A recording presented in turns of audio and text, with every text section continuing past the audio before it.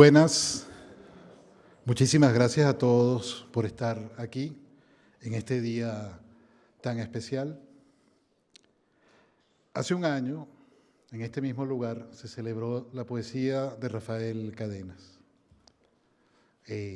Yo creo que ni en los momentos de mayor optimismo de ese encuentro pensábamos que un año después íbamos a estar aquí, celebrando el día que estamos celebrando hoy. Ha sido un hermoso viaje que comenzó en este lugar y que no cierra, sino que de alguna forma se reafirma, se reconfigura. Fue un día aquel en el que, bueno, con muchísimo entusiasmo, con muchísima alegría, se realizaron aquí distintas actividades y hubo una conexión, bueno, dificultosa por internet con el poeta Cadenas. Y sin embargo, los que no estaban presentes, sino que lo estaban siguiendo, recordarán el entusiasmo con que ese día fue recibido en las redes, ese momento con Rafael. Había gente que decía, nada me va a quitar la alegría de estar viéndolo y de estar escuchándolo. Ninguna conexión fallida de internet podrá, con lo que significa para mí en este momento, verlo. Yo leí ese mensaje cientos de veces ese día y me pareció maravilloso que eso estuviese sucediendo. Lo que, por supuesto que las esperanzas estaban, lo que nunca podía pensar es que hoy estaríamos aquí celebrando un pequeño detalle que no sé si conocen, que es que Rafael Cadenas es el Premio Cervantes 2022.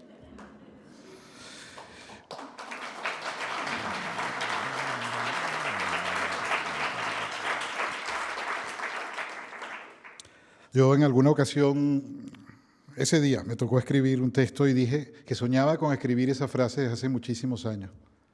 Y qué maravilla la vida que había podido hacerlo en alguna ocasión. Rafael Cadenas, aparte de un gran poeta, un gran ensayista, ha sido durante muchos años un gran seguidor del béisbol, el deporte venezolano, el deporte principal de Venezuela, y de un equipo llamado Cardenales de Lara. Es un equipo que tardó 25 años en ganar un título. Y en alguna ocasión, Cadenas me comentaba que hay una gran dignidad en la derrota. Y en efecto, ese equipo, Cardenales de Lara, nos enseñaba a quienes gustábamos de él a ser muy dignos, porque perdíamos muchas veces. Pues resulta que han pasado muchísimos años desde que comenzó el Premio Cervantes y ahora estamos celebrando un Premio Cervantes venezolano. Es una sensación maravillosa, es algo inexplicable. Yo le prometí a Paula hace un rato que hoy no iba a llorar porque tenemos llorando desde el mismo momento en que nos enteramos de la noticia. Yo la llamé y le dejé un mensaje que creo que ella no entendió, porque con los, ¿no? En fin, los sollozos, pero ella supo que algo había pasado y se conectó. Entonces hoy he hecho esa promesa y por lo tanto pues verán que estoy haciendo un esfuerzo de hablar con calma para no emocionarme demasiado, porque les juro que desde los años 80 esperábamos este momento y resulta que es hoy y me ha tocado hablar, o sea, es maravilloso. Es tan bueno como el día que Cardenales de Lara ganó su primer campeonato.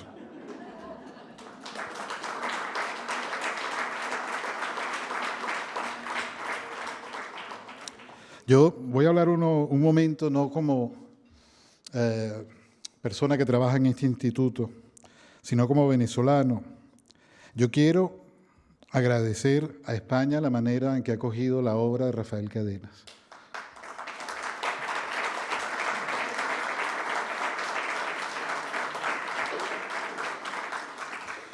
Fue el año pasado en esta casa, fue en otros años en Tenerife, fue en otros años en Salamanca. Han sido muchos y muchos años, él lo contaba en la rueda de prensa. Este país, aparte de ser generoso con las miles de venezolanos que vivimos aquí, ha sido muy generoso con la obra de Rafael Cadenas y yo creo que la gratitud es una virtud y no le resta nada a alguien decir, por supuesto que lo merecía, pero muchísimas gracias España y a los españoles por haber hecho posible este momento. Son muchos los nombres porque cuando digo España me refiero a personas concretas. Son muchos los nombres de personas que han acompañado la obra de Rafael Cadenas a lo largo de décadas.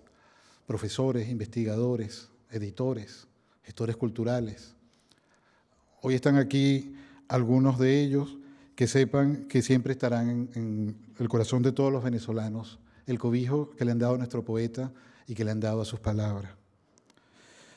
Debo decirles, y que sé que no soy objetivo, pero no sé, sospecho que el entusiasmo que ha despertado el Premio Cervantes en Venezuela difícilmente habrá tenido una equivalencia en otros años. Estoy seguro de que ha habido mucho entusiasmo en otros lugares, pero es que lo de Venezuela, la verdad que no tengo palabras para describirlo. Es decir, ayer a las 6 de la mañana, hora venezolana, se levantó un montón de gente en Barquisimeto a madrugar para ir a la Alianza Francesa para ver en una gran pantalla la entrega del premio, como si fuera la final del Mundial de Fútbol, ¿no? Durante todo el día, también en la ciudad de Barquisimeto, un señor llamado Argenis portó en su cabeza un retrato de Rafael Cadenas y caminó por toda la ciudad. Todo esto lo verán en las redes, no me estoy inventando nada. También un señor que normalmente expresa sus mensajes y sus protestas con un papagayo, que nos llamamos nosotros un cometa, ayer también caminaba por Caracas con el nombre de Rafael Cadenas. Y en las redes, el entusiasmo, la alegría, las lágrimas son literalmente como las de haber ganado un mundial de fútbol. Nosotros que jugamos muy mal al fútbol ya no necesitamos ganarlo, porque Rafael Cadenas ha ganado el Premio Cervantes.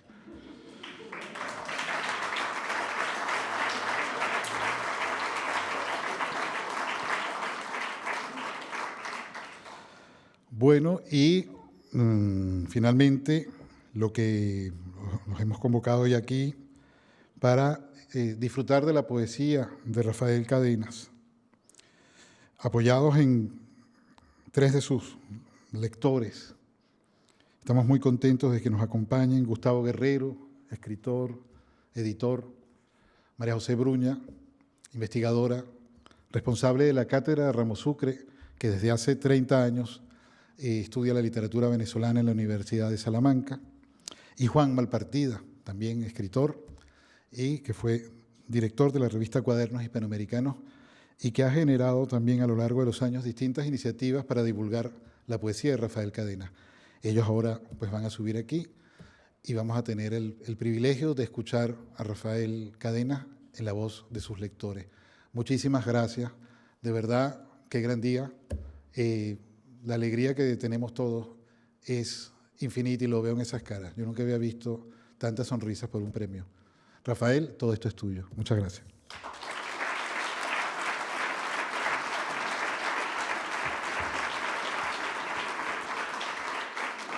Claro, y como me emociono, no hago lo que vine a hacer aquí, que es a continuación Gustavo Guerrero, al que le agradecemos mucho su presencia porque tiene que marcharse con gran rapidez, va a iniciar la lectura.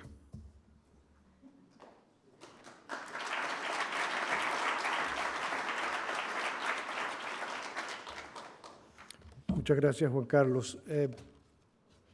No voy a ocultar mi emoción. Tampoco voy a ocultar que son muchos años ya de relación con Rafael, de amistad con Rafael, más de 30 años. Tengo a orgullo haber sido uno de los primeros en haber publicado un artículo sobre Rafael en España, en la revista Cuadernos Hispanoamericanos, gracias al apoyo de Juan Malpartida, es uno de esas Españas a las que le debemos tanto por la obra de Rafael. Tengo también el orgullo de haber editado la obra de Rafael con Galaxia Gutenberg hace ya muchos años, tengo el honor de haber sido miembro del jurado del Premio Phil de Literatura que le otorgó ese premio en México. Gracias, México, también en 2009. He sido, además, traductor de su poesía.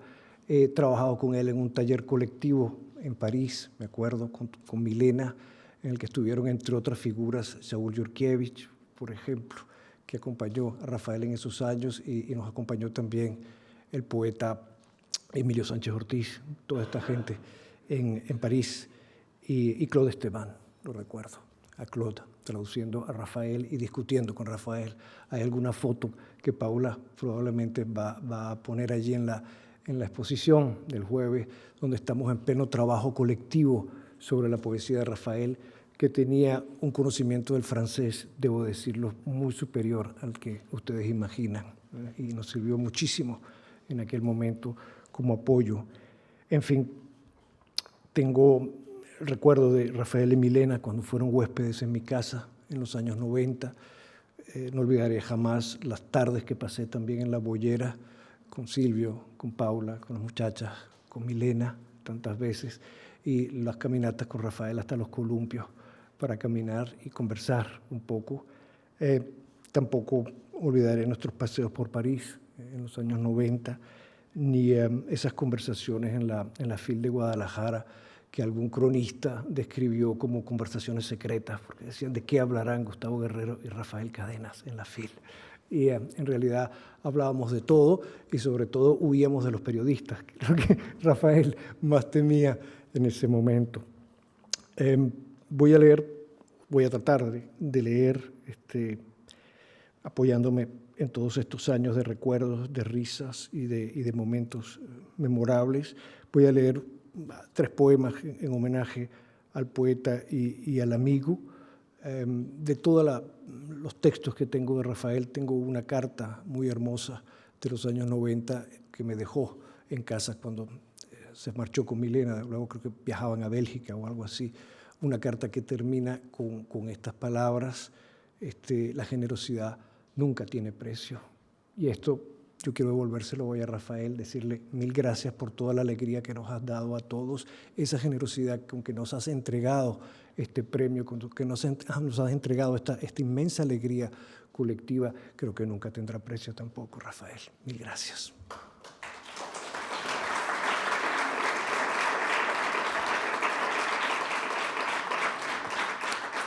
Los poemas que voy a leer proceden todos del libro Gestiones, que es un libro que Rafael publica en 1992, que obtiene el premio Pérez Bonal Internacional de Poesía en Caracas, y son 3 poemas de una obra tardía, más bien de Rafael, que forma parte de su reflexión sobre lo que es la poesía en esos últimos años del siglo XX. Quiero decir, Rafael es uno de los hombres que más temprano dentro de la poesía latinoamericana va a darse cuenta de que la poesía tiene que orientarse hacia otra cosa, que hay una crisis del ideal moderno de la poesía y que hay que repensar la poesía en ese fin de siglo, y lo ha seguido haciendo en el que estamos. Voy a leer pues 3 poemas de este periodo y luego me voy a tener que marchar. Desgraciadamente me hubiera encantado quedarme aquí donde hay tantos rostros amigos, donde han sido estos días un momento de repatriación o repatriamiento, no sé cómo decirlo, de volver a encontrarme con mis hermanos, quizá porque entre ellos uno vuelve también a encontrar la esperanza. Voy a leer estos 3 poemas. Nunca he sabido de palabras tanto como quise. Regados en un tiempo, no me buscan. Yo también tengo, Oden, the best dictionaries money can buy, piezas que se alinean con ahogo. Nuestra vida es ardua, queda atrás, hierve. No quiero estilo, sino honradez.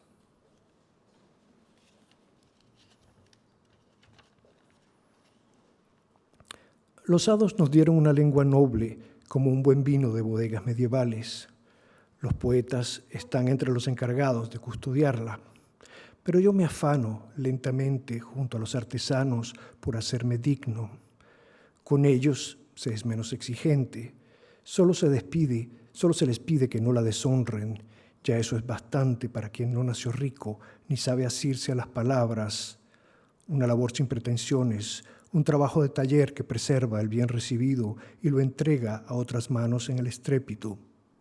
Algo humilde, pero necesario. Y esto es para ti, Rafael, ¿dónde estarás? Está en línea. Óyeme. Entrevista. En sus últimos días, el viejo poeta llegó a la gran incertidumbre. pero como se había vuelto reticente, no dio detalles sobre su estado. Solo sentía, declaró, que había perdido su vida. A cualquiera de sus poemas yo preferiría saber lo que no dijo. Tal vez él también ignoraba dónde estuvo el hierro, pero a lo largo de la conversación sí se observa entre líneas un dilema. El arte es ofrenda o vanidad. Muchas gracias.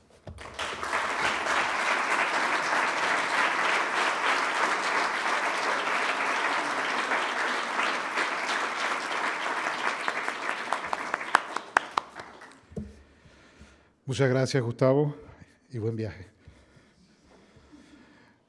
Bueno, y ahora va a leer María José Bruña, que como ya dije, es investigadora y es la coordinadora de la Cátedra de Literatura José Antonio Ramos Sucre de la Universidad de Salamanca, que desde hace 30 años estudia la literatura venezolana. María José.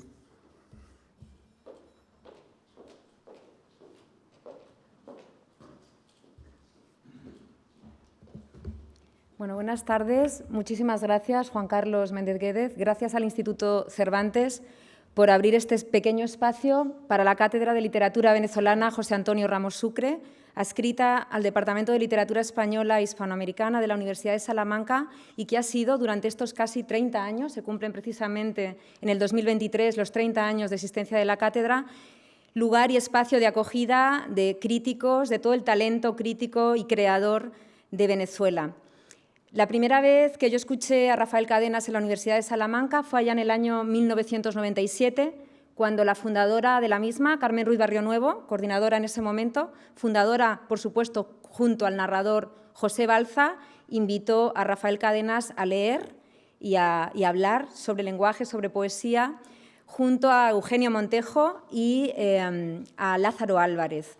Después ha venido en infinidad de ocasiones, una de las más señaladas, por supuesto, en el año 2018, cuando recibió el Premio Reina Sofía de Poesía Iberoamericana, que otorga nuestra universidad, el Departamento de Literatura Española e Hispanoamericana, junto a Patrimonio Nacional, junto a la Casa Real. Es muy emocionante y muy especial estar aquí. Gracias por haber contado con nosotros.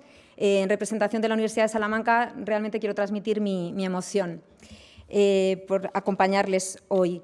Creo que la poética de Rafael Cadenas hace del dolor, del daño, de la experiencia de vida, del aislamiento, del exilio, belleza, hace de esto lenguaje, hace de esto curiosidad, ternura.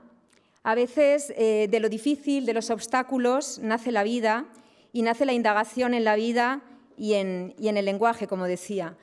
Cuando está exiliado durante los años de la dictadura de Pérez Jiménez en la isla Trinidad, empieza a traducir y a aprender inglés y dice algo como: hay una isla que solo ven los ojos nuevos.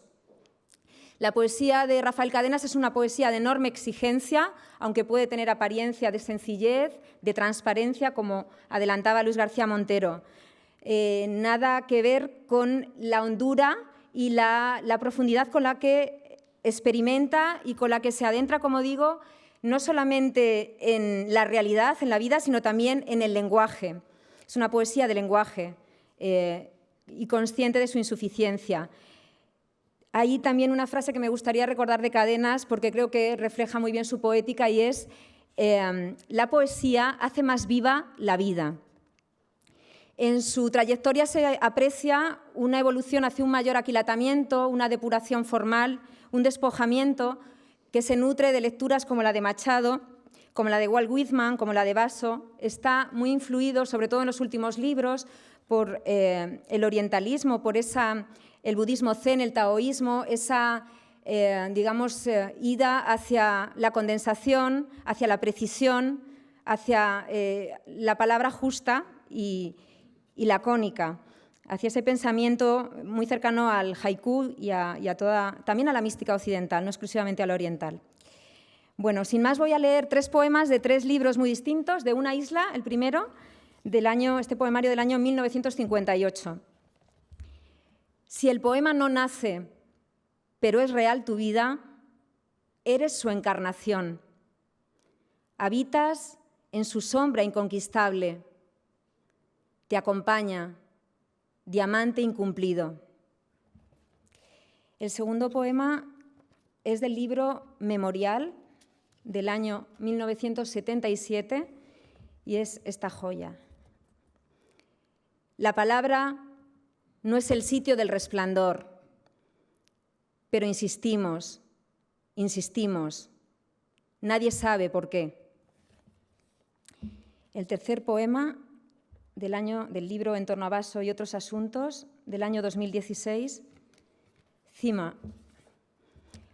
Hölderlin, cuando vivía en casa del carpintero que lo albergó, alabado sea ese artesano, solía inclinarse ante cualquiera que lo visitara y decirle: Su Excelencia, Majestad, Su Señoría, etc. A sus ojos, todas las personas merecían esos títulos. Rehúso creer que sea necesario estar demente para tratar con esa misma reverencia a cualquier ser humano. Muchas gracias.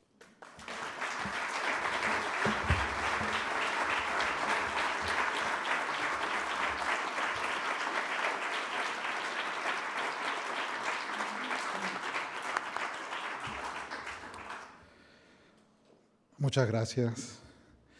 Y a continuación va a leer Juan Malpartida, poeta, narrador, ensayista y antiguo director de la revista Cuadernos Hispanoamericanos. Muchas gracias.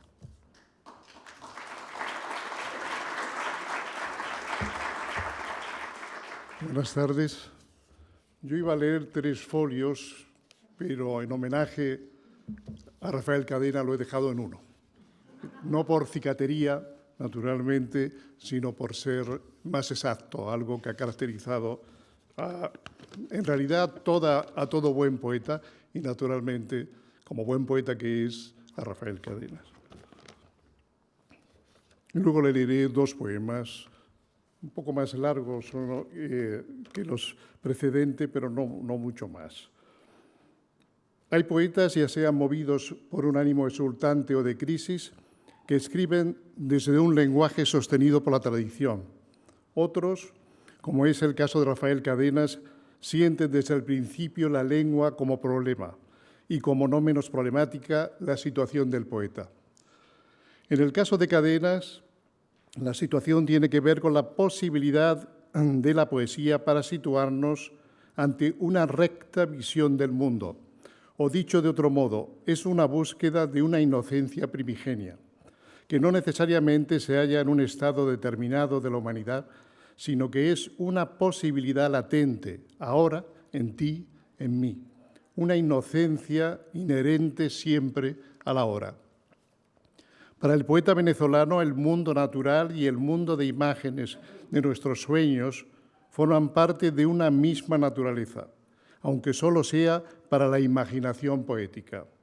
Todo es real, o quizás nada lo es, o si se quiere, en términos de cierta tendencia de la filosofía budista que está en el origen de esta aseveración, los conceptos real y no real, como naturaleza y no naturaleza, carecen de sentido porque son productos de una dicotomía previa, algo que está en nuestra mente, un error reflexivo que a su vez lo es sensitivo.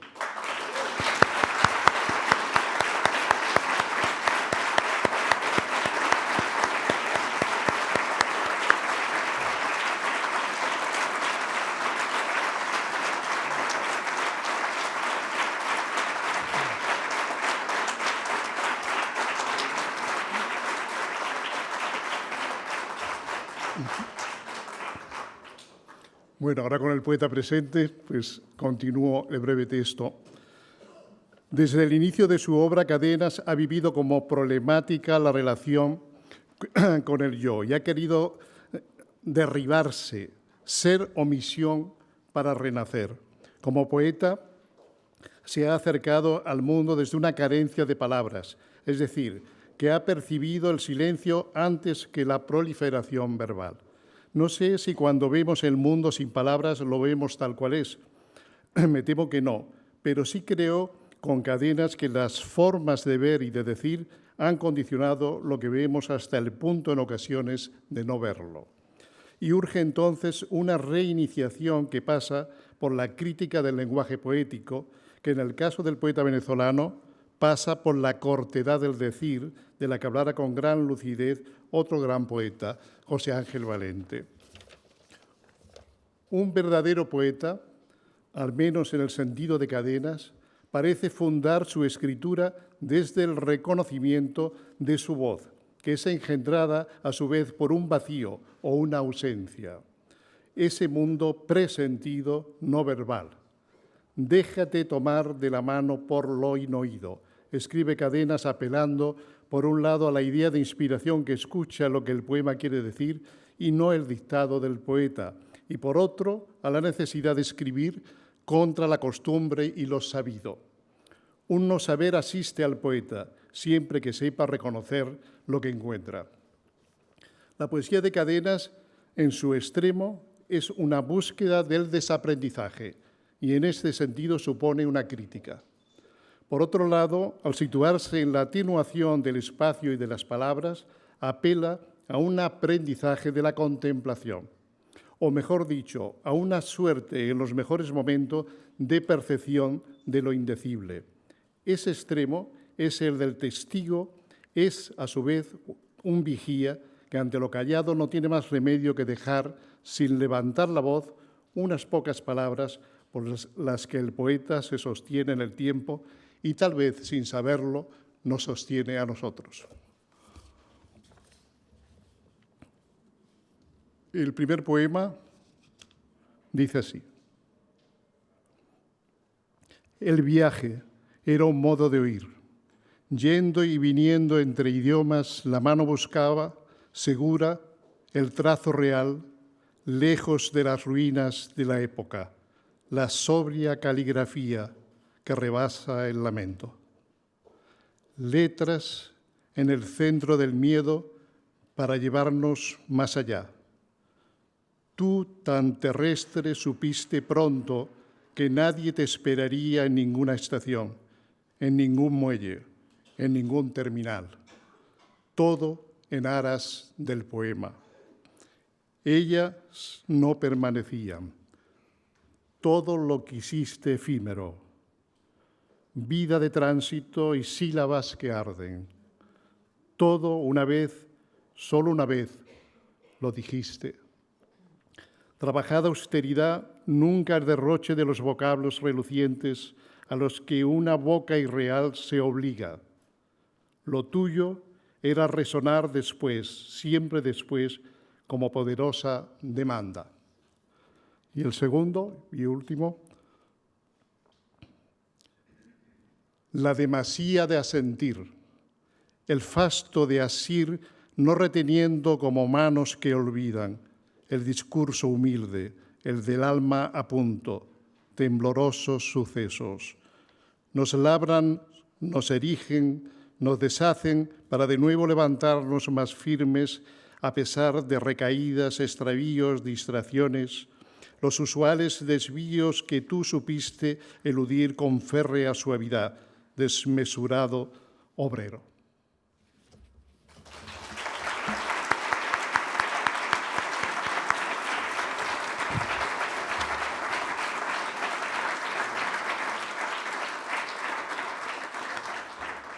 Muchísimas gracias. Y a continuación, Luis García Montero, director del Instituto Cervantes. Bienvenido, Rafael.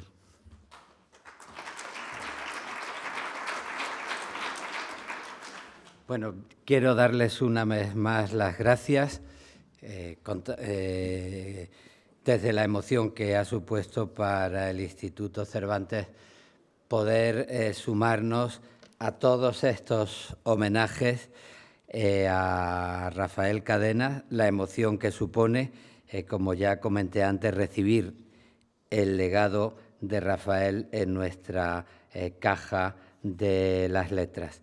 Y yo, para dar las gracias, lo que voy a hacer es sumarme también a la lectura y leer un poema más. Un poema que tiene que ver con el esfuerzo al que estamos sometiendo a nuestro poeta estos días, entre inauguraciones, premios, reuniones, homenajes, y en ese sentido he elegido un poema que se titula Mi pequeño gimnasio, porque desde luego es un poema que caracteriza muy bien su personalidad literaria, humana, poética, y que nos recuerda el esfuerzo que está haciendo para celebrar este premio con todos nosotros, este premio que es un premio también que compartimos todos sus lectores. Es un poema de los años 60 y pertenece al libro Falsas maniobras. Yo leo el poema, les doy las gracias y si queréis después, Silvio, tú salís a cerrar el acto y después estamos todos invitados a compartir una copa de vino con nuestro poeta. Mi pequeño gimnasio. Consta de una almohadilla que golpeo con acompañamiento musical, un saco de arena donde descargo todo el peso de la calle, una esterilla para hacer contorsiones que producen olvido, un hueco en triángulo donde me oculto para no ver, una cuerda donde me castigo por toda la prudencia del día, un artefacto en forma de O en el que me doblo para evitar los reclamos de mi conciencia, una barra horizontal sobre la cual me río de mis intenciones, una tabla donde doy golpes innecesarios que podrían estar mejor dirigidos, un pequeño extensor de idiota que me estira por todos los frutos que no tomé, los actos que no hice, las palabras que no me atreví a decir, una soga donde extorsiono mi brazo derecho por todas las indecisiones, olvidos, cambios. El resto lo compone el ajuar ordinario de todo deportista. Los ejercicios son efectuados en la oscuridad. Por vergüenza no admito espectadores. El descontento sordo, por otra parte, ahogaría al que osara entrar. Soy, de todas maneras, un aprendiz. No he podido alcanzar mis rodillas con la frente. Todavía me es imposible arrancarme hacia atrás hasta tocar el suelo. Tampoco logro pararme sobre las manos. Algunas veces el exceso de pesadez me vuelve ridículo. Me recuerdo en lamentables posiciones y siento dolor. A pesar de mis esfuerzos, sigo siendo carnal, rudo, indisciplinado. En el fondo, los ejercicios están enderezados a hacer de mí un hombre racional, que viva con precisión y burle los laberintos. En clave, persiguen mi transformación en hombre número tal. Llanamente y en mi intimidad, espero con ellos dejar de ser absurdo. Muchas gracias.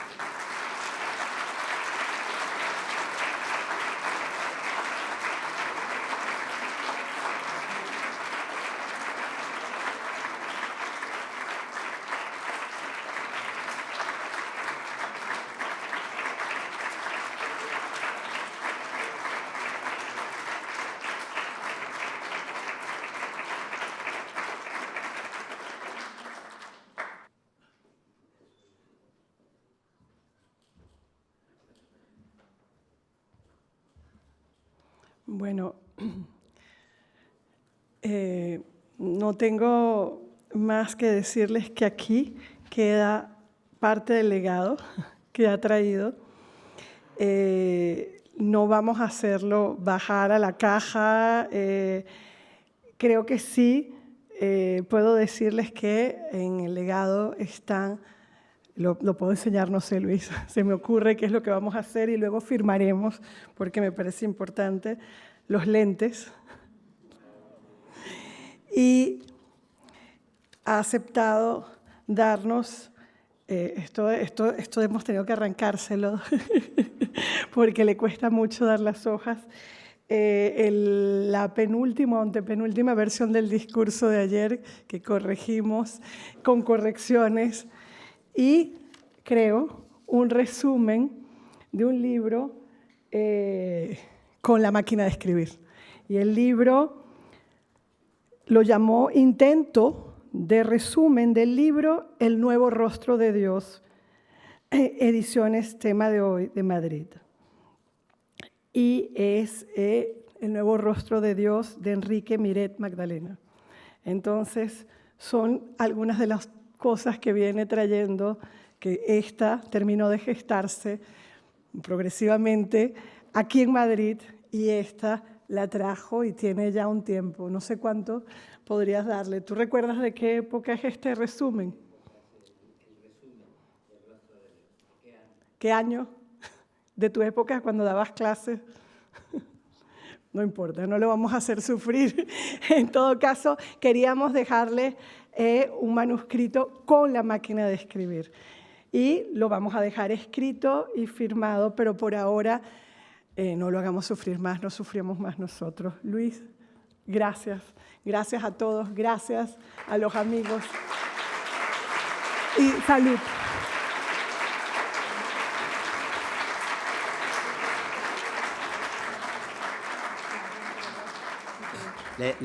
Le voy a pedir también a Paula que nos explique que la máquina de escribir, aparte de la relación con su literatura, tiene que ver con su vida, porque fue mecanógrafo desde muy joven, ¿no? Sí, que lo había notado y que lo dice en varios momentos.